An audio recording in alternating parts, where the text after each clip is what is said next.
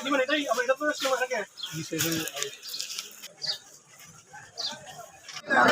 জাতীয় প্রত্যাশ সংগ্রহ বিভাগীয় কার্যালয় এবং জেলা কার্যালয় প্রতিনিয়ত বাজারে আছে আমরা অভিযান করে রাখি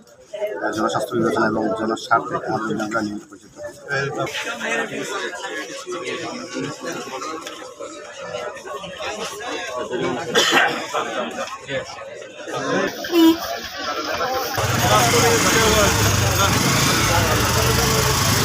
যেটা তুলে আপনার তো নাম ঠিকানা স্পষ্ট থাকতে হবে কে আনছে কে দিয়েছে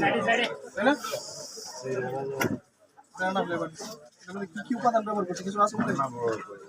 কিছু তো নাই এটা ব্যানানা ফ্লেভার এটা কিভাবে বানাইছে কি কি জিনিস দিয়েছে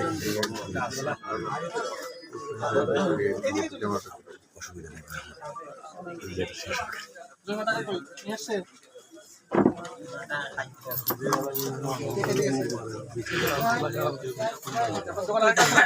আজকে আমরা যেটা করেছি আমরা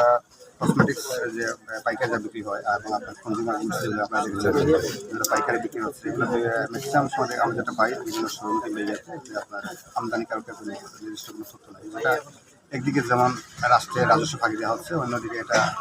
রাষ্ট্রের যথাযথ কর্তৃপক্ষ এটা যাচাই বাছাই না করার কারণে এটা আমরা বুঝতে পারছি না জনস্বাস্থ্যের জন্য হুমকি হিসেবে কিংবা ক্ষতিকারক যদি এটা রাষ্ট্রের জন্য অনেক উন্নতি আপনার